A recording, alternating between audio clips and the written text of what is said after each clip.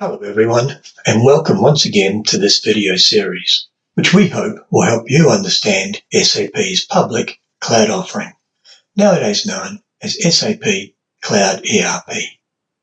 I'm Andrew Casey, and I'll be your host for this series, which is brought to you by Leverage Technologies, a 20-year SAP partner specializing in ERP solutions. Just a quick reminder for those of you who watched my introduction episode, we're looking at imagining a better functioning world where great outcomes are enabled by great technology. Today, we're looking at the artificial intelligence capability of SAP's Business Suite, which is a generative AI application. Plus, we'll review SAP's AI Copilot, Joule. These are the subjects we intend to cover in this series and where we're up to so far. If you haven't already viewed episode 1, I encourage you to start there to gain an understanding of SAP's Cloud ERP and how to drive it. AI can help your organization everywhere across all your business processes, whether it be your ERP system, your supply chain, HR, wherever it is. AI can run through all of those applications.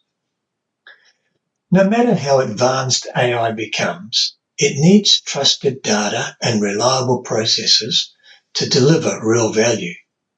That's where we believe SAP stands apart. Starting at the bottom and working our way up. SAP's end-to-end business suite connects every corner of your organization, so each transaction is born out of a single integrated framework. This ensures your processes, like order to cash or procure to pay, are smooth, consistent, and ready for AI-driven improvements. By harmonizing information from SAP and non-SAP sources into one unified SAP Business Data Cloud, SAP gives AI agents a 360-degree perspective. That means no wasted time reconciling definitions or datasets.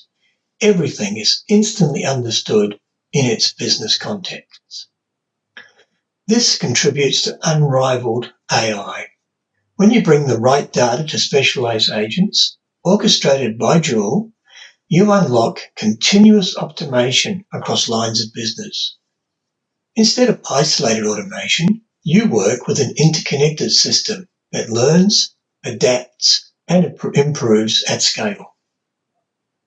This synergy, applications, data, and AI, creates a self-reinforcing cycle of innovation, and that's the driving force behind SAP Business Suite. Let's have a quick overview look at Joule now. There are 4 ways how you can interact with Joule. That is, how Joule can assist you. First, informational, also known as conversational search. Do you have a how-to question or need to find details in a document? Joule can search the SAP Help Portal and company-specific documents that have been uploaded. It summarizes the findings and also provides links to the sources it is referencing. This is incredibly useful for finding quick answers without extensive searching. Second, navigational.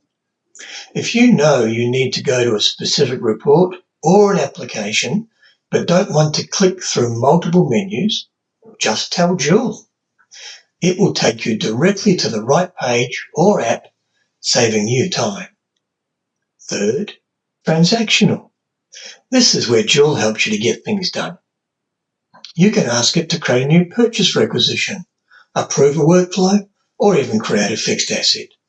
It actively assists you in completing business tasks. And finally, analytical insights. If you have subscribed, Joule can tap into SAP Analytics Cloud to answer questions about your business data, presenting them as easy to understand charts and metrics. For example, show me sales by region for Q2. However, enough talk. Let's go and have a look at some of this in action.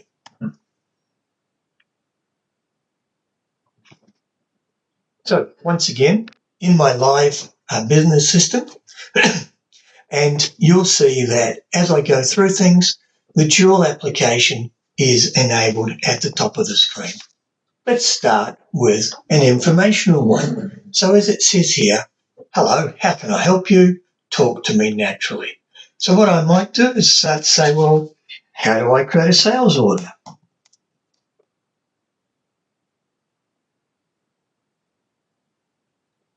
And Joule will go away and have a look, give me the answer, bring it back to me, all of the information about entering fields and inputting the data and saving it, what's the process to all the steps, and the information on how to do that particular function. So it is showing me everything I need to do and will reference the help document that it acquired that information from and return it to the screen for me. So information literally at your fingertips. Don't go anywhere to go and look it up. I could also use the second one, navigational. Where do I find a list of sales orders? So how about I do show me a list of, say, open sales orders. Now, not a very good typist, so I'll just take out some of those. It will handle, I'll leave it in there for the moment, Joule will handle spelling mistakes. It knows how to categorize things and work them out for. So it will go through, have a look at what sales orders it can find. It'll drill down into each of those, determine what's open, what's completed, and return to me the sales orders. There are 61 of them. It has filtered them, as you can see here, by the overall status equals open. And for each of those, it can allow me to drill down, see all of them, and I can choose to open any one of them. Just while I'm here, I'll mention that you can feed back to Joule how well it's doing. Give it a thumbs up, give it a thumbs down. Tell it what it's doing correct. You're actually able to contribute to how well the operation functions. Let me go into this particular one. So from here, I haven't had to know, I don't need to know, I should say, how to navigate to opening sales orders. I don't have to use a menu of any sort. I can just go straight into the application from within Joule itself, and it will lead me into the details that I want.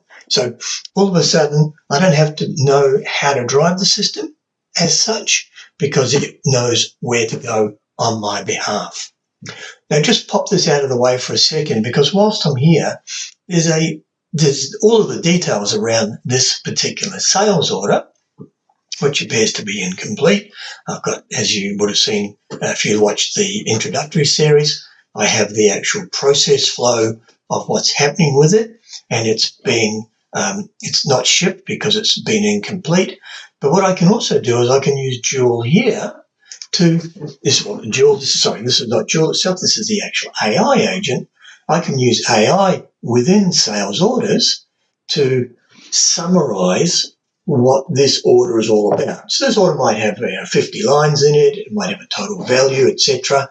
And this will actually go through and summarize the order for me and give me all of the detail that I need to know, gives me a conclusion.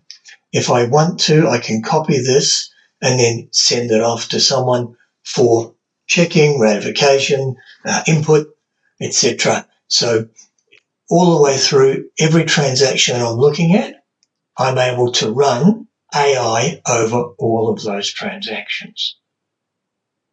If I was looking at a list, so let me go back to my list of sales orders for a moment. If I was looking at a list of sales orders, if you remember the first episode on filtering these or using these filters on here and saying these are the particular filters that I want to have, where we said we can change what's in the rows, you can also change how this functions and use AI in here instead. So in here, I can simply start typing questions. And you can see here that I've done, other questions previously.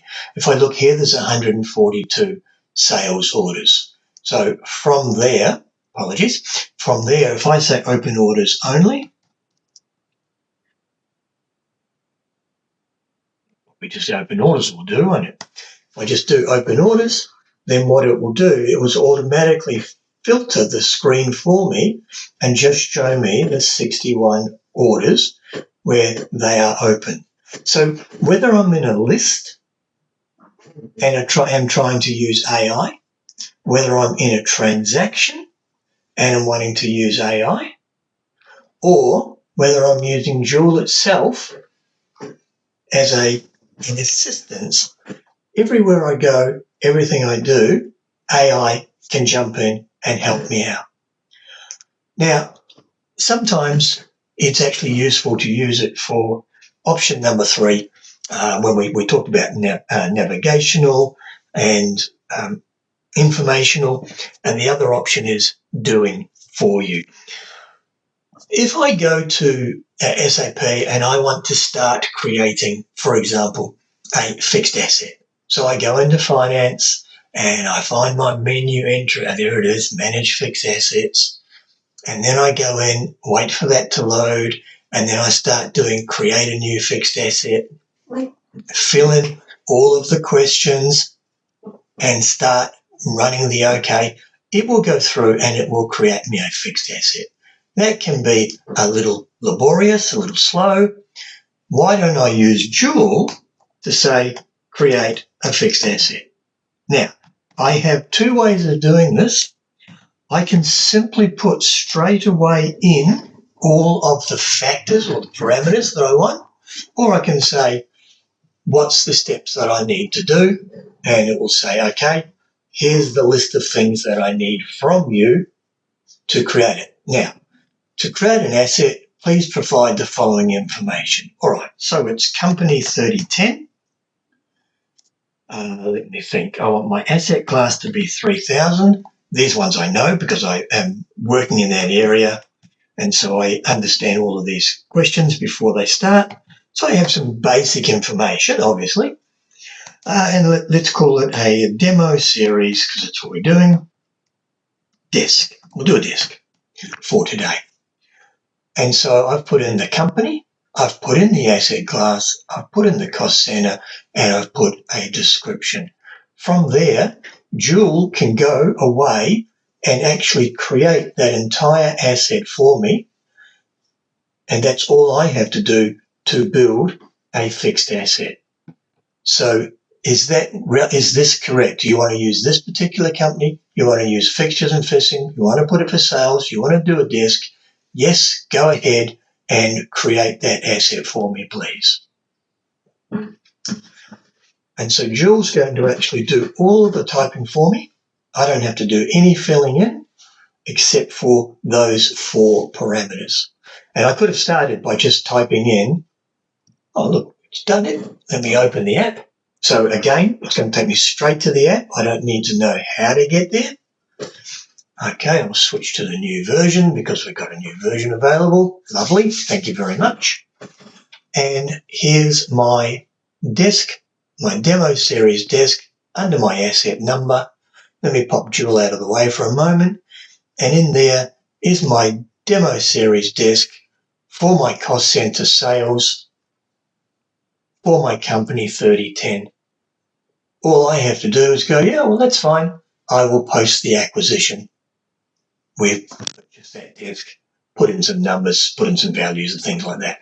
But all of the hard work completely done by Joule itself.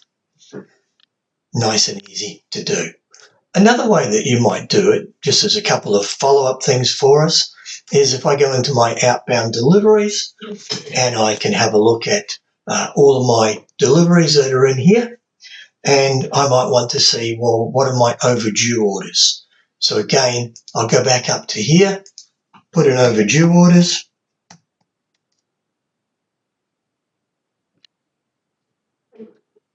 The concept here is that in all the things that I'm doing in this really short demo is I'm letting the computer do the work for me without having to be incredibly knowledgeable about exactly how the system works and how to run filters. It just makes my job easier. And we love it because of that function. Okay? Just to wrap it up for today, because it's just a short one today, I'll come back into my PowerPoint and just like to say to you, we have over 34,000 SAP business customers who are using AI already. SAP built its AI based on 50 years of business knowledge. It's based on the data of tens of thousands of companies worldwide using the SAP data set. Don't need to use so much of this large language model stuff. We go into the actual data because we have the data. We train it on the SAP data, and that's why it works as well as it does. All of these companies are seeing measurable improvements in efficiency, cost savings, and business outcomes across every function. I trust you found today's presentation informative and look forward to hosting you for more episodes soon. I've been Andrew Casey from Leverage Technologies, and I wish you a good day.